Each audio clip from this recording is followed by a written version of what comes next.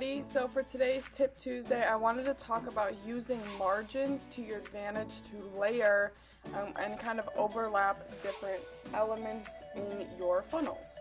So if I bring a row in here, or let's actually do a section, drag my section in, I'm going to do a 1-column row, and let's say that I wanted to have a little bio of somebody. So let's do this beautiful picture of Melissa. Let's make it a little smaller.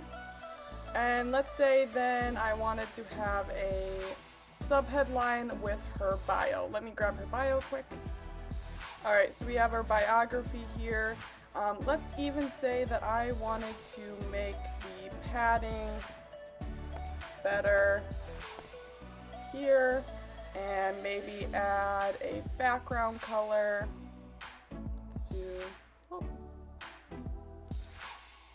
That's a good one there, maybe even this, and then we can make the text color.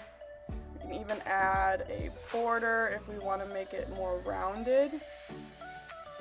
I don't know, I'm just playing around here, but let's say that I wanted these two to overlap and kind of show her picture as part of this here. So the first thing I'm going to do is I'm going to increase the padding on the top so there's more room for her picture to overlap.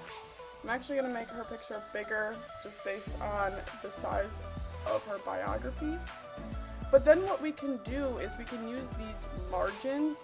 So notice that the padding, if we look at the top here, padding adds it within the element, whereas margin adds it outside of the element. So depending on where you want to add that space, you can utilize padding versus margin.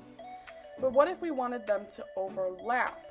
So I could take the element of either one. I could do this top one and mess with the bottom margin, or I can use this element, text element here, and mess with the top margin. Either way. And I'm actually going to type in like -100. Notice how they now kind of overlap. So what you can do is you can actually, if we even do take it out that way and do the bottom here, you can see that they actually start to overlap one another. So you can utilize these different pieces here and the different margins to actually kind of layer the different elements that you have in your funnels.